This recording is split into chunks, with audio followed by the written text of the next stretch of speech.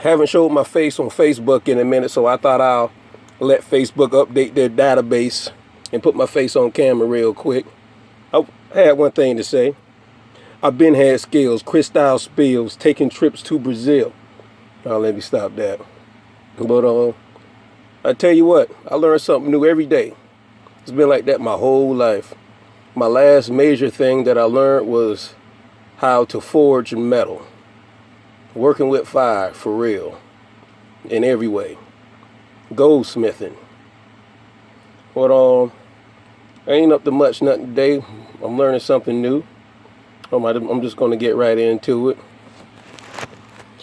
So I'm back at this post-generating motor here or whatnot. Basically, I got a Pringles can with magnets on the inside. Got a magnet under it, holding it up so that way when it sits on there, there's no bearings there, and it just sits free. It spins real easy off a little bit of voltage due to the fact there's almost next to no resistance.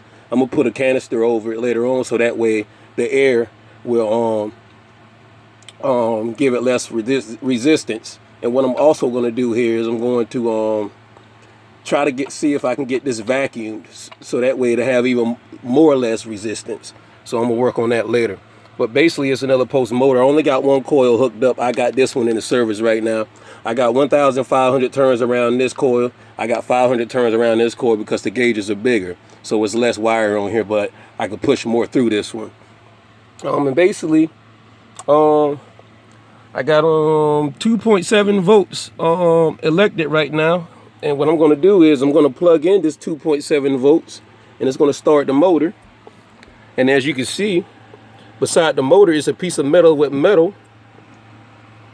Beside the that magnet there, and as I plug this in, what it's going to do, it's going to turn that connection on with those two metals sticking up. It's going to turn that connection on, and it's going to repel the magnets. This coil turns it into an electromagnetic piece of equipment, and then it pushes that magnet, and as the magnet gets off of it, what's going to happen is that little reed switch there is going to pull back, and then it's going to turn the coil off. Another magnet passes over it, turns it on again. So that's the process of what's going to happen right here. See it moving? And as that turns on and disconnects and connects back and forth, this electromagnetic piece of equipment here, it's handmade transformer. I got a bifold wire hookup in there. So that's two wires on a coil in a homemade transformer because it has an iron core through the middle, or a core in general. But basically 2.7 volts, and this thing is spinning.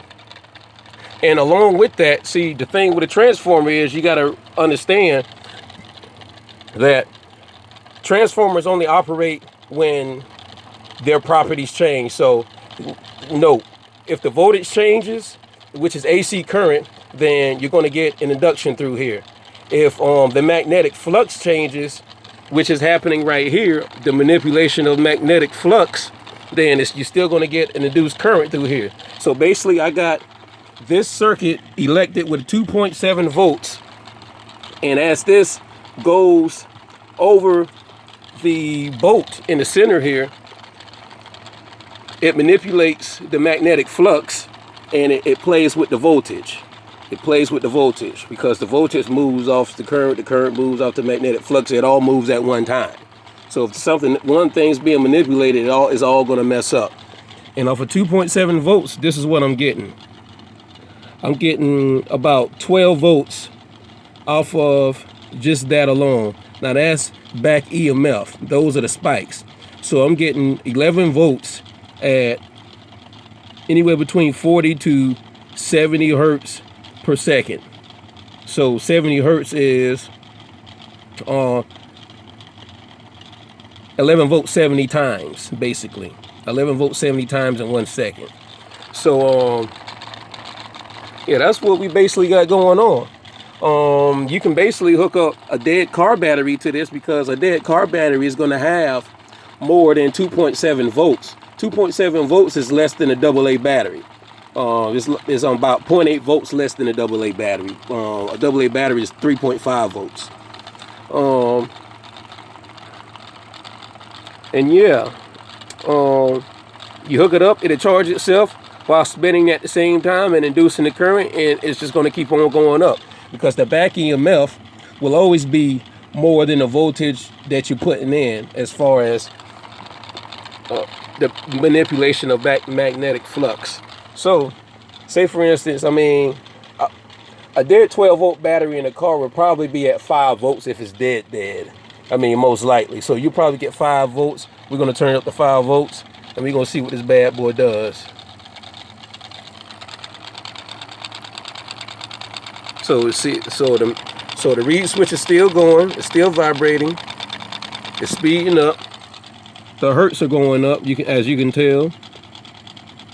And you can even see the spots where it goes up and then it back EMFs and it doubles back again. And that's what's causing this to rise a little bit higher, because the bounce back or the resistance between the two wires and the transformer being put together at different gauges, it causes a resistance between the two different gauges as the magnetic flux is being manipulated with. Different gauge wires conduct electricity at different speeds or different currents efficiently. So to have two different gauge wires together, it creates a resistance between the two wires, and yeah, it does its thing. That's all what really happens. You know, it causes a back EMF, and that goes down like that.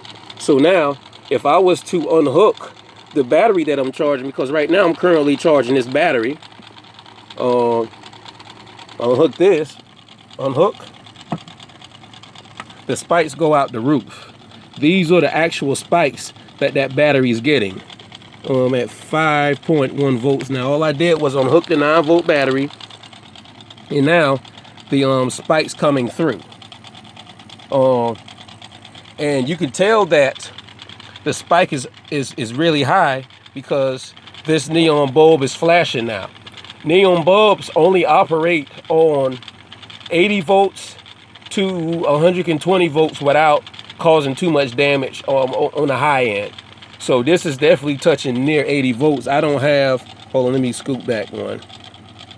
Yeah, so you seen the one or the 73 volts come through that one time.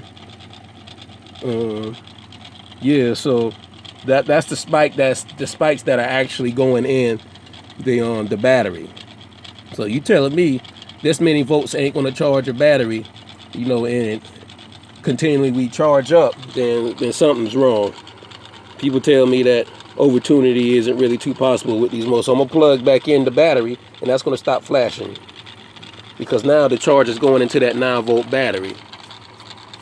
So yeah, I'm about to crank this up a little. I'm gonna crank it up to about 16. Oh no, whoa, about 16.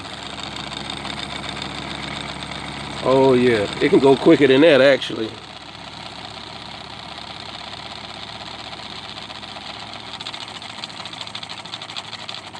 Okay.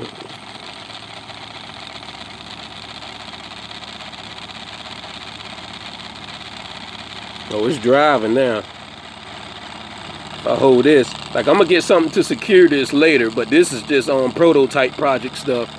So it's not even really holding together like it's supposed to. Reed switch still going ham. We're still getting contact. And we coming in with a straighter. You know, I'm gonna try to get some back EMF on this. So what I'm gonna do is I'm gonna turn the potentiometer up, which creates more resistance. I'm gonna turn it back where it was at. And now I'm gonna turn it up. And you're gonna see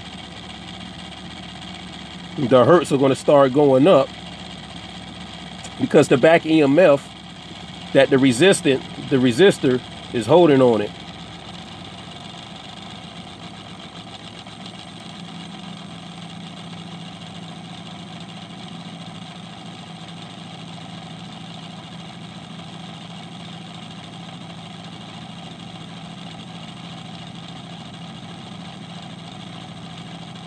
So now that battery's getting extra charged right there. If I was to unplug the battery Watch how the neon light goes ham. Yeah. It's going off the charts now. I'm gonna plug it back in so I don't blow nothing too badly here. Yeah. But that's what I meant when I said I've been had skills. Tomorrow we're gonna learn something new, and we might put it on Facebook again, but it never stops. Brought to you by your man named Bush.